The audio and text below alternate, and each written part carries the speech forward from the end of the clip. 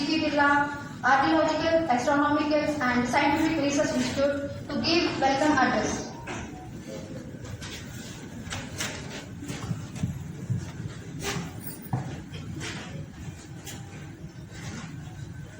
A very pleasant good morning to all of you. Ladies and gentlemen, teachers, students, invitees and my colleagues, a very warm welcome to all of you. Today is the National Science Day, which is celebrated every year on the 20th February to commemorate the discovery of Raman head by Sir C.V. Raman, which was done on the same date in 1928.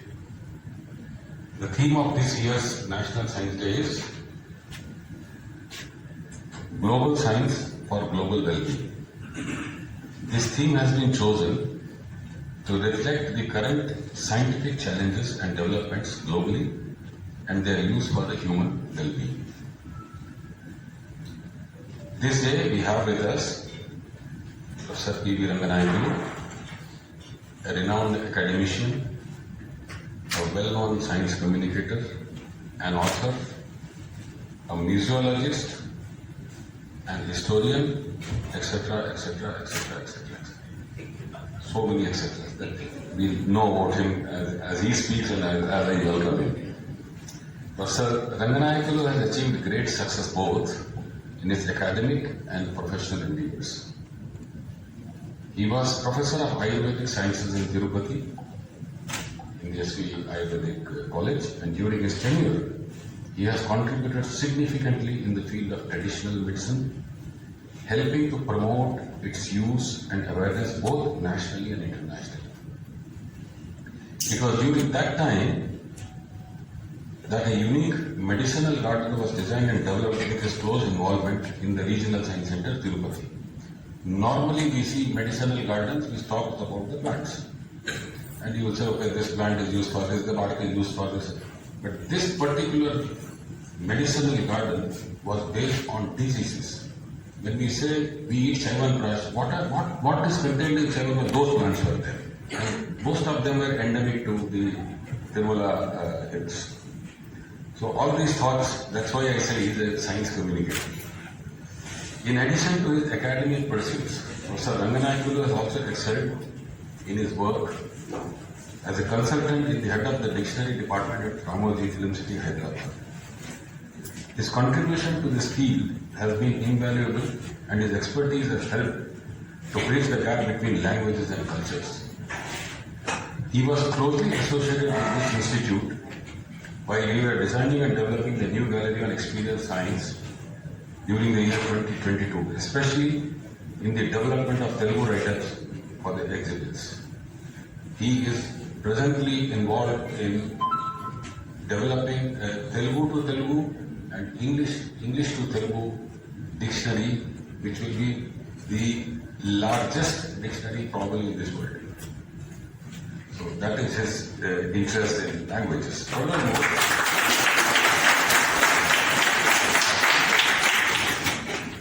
he has published more than 25 books in 3 languages, Telugu and English, known to all of us, and Esperanto.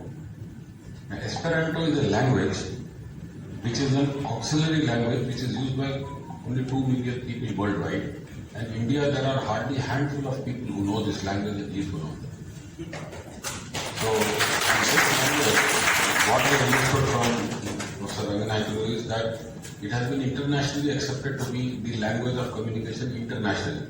So, this is a language which most of the people at some time of day will be speaking and talking to each other internationally. Dr. Ranganayakulu has been associated with several science centers across India in important positions, community studies, National Remote Sensing Center, Hyderabad. Prior to this, he was project scientist at Scripps Institution of Oceanography, University of California, San Diego, and associate professor at the Indian Institute of Space Science and Technology, Trivandrum. He has more than 60 publications in international journals, who heads the Students Project Enterprise Division in NRSC Hyderabad, and has been closely associated with us for several outreach programs that we did with NRSC. On behalf of all of us, I extend a very hearty welcome. While I welcome the team NRSC who have been with us throughout the Hyderabad Science Quiz events and given their support, I would like to thank the Director NRSC and the President of the Indian Society of Remote Sensing for agreeing to join hands with us to support this event.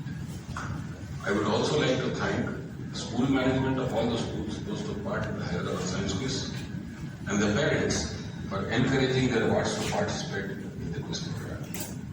A special welcome to the teams, students, teachers and parents who have responded to our invitation and attended this event. The Hyderabad Science Quiz first communication was sent out in August 2022, followed by 10 preliminary rounds in the month of October 2022. For the elders here, the colleagues, friends, dignitaries, and my dear students. You know, we are meeting here on the eve of the National Science Day.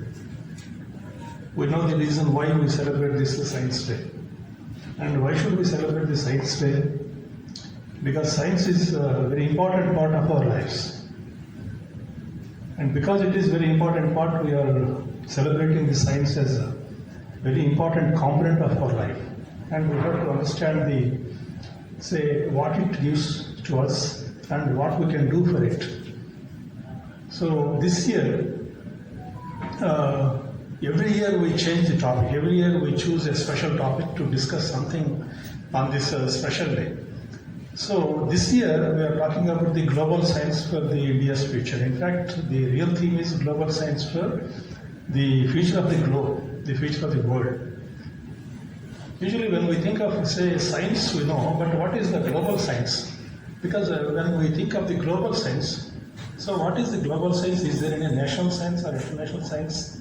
Or is it state science or regional science? In fact, only science is only one. Science is only a way we deal with the nature. That means we deal with the nature, at the same time we understand the nature, we try to manipulate it. We try to manipulate it to our benefit, to our advantage, to get certain advantages in future, to build our future. There are so many things. But when we think of the global science means the scientists are spread across the globe in different countries, in different cultures. They do different works, but ultimately the results of this global science should contribute to the, solving the global problem. The sphere is only one.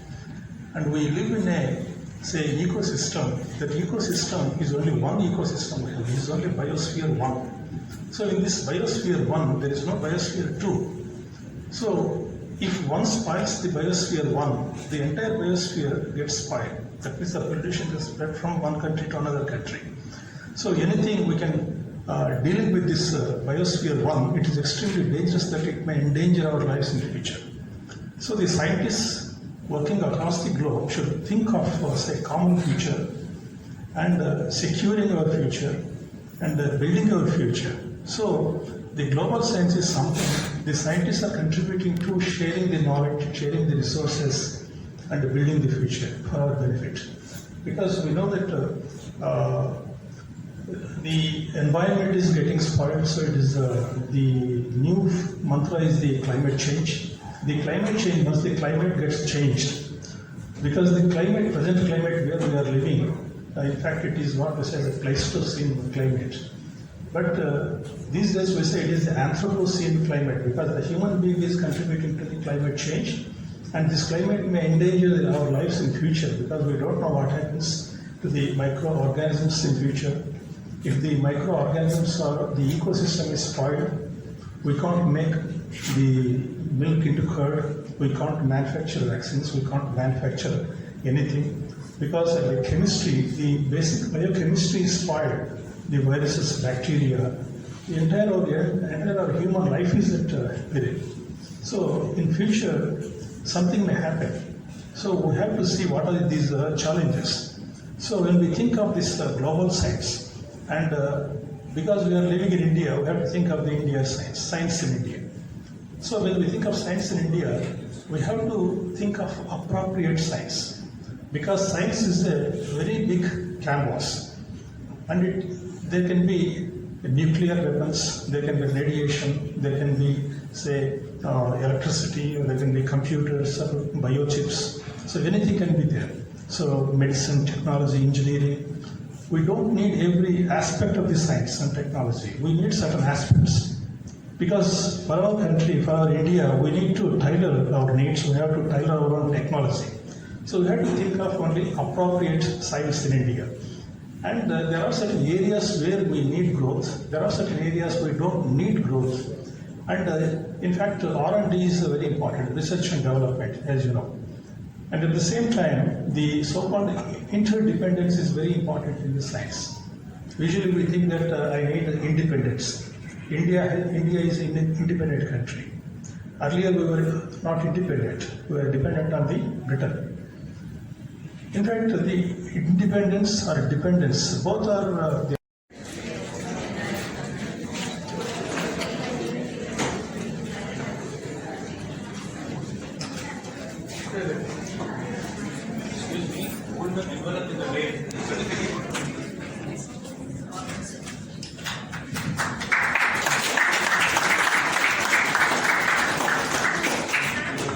Congratulations to give awards. The second prize goes to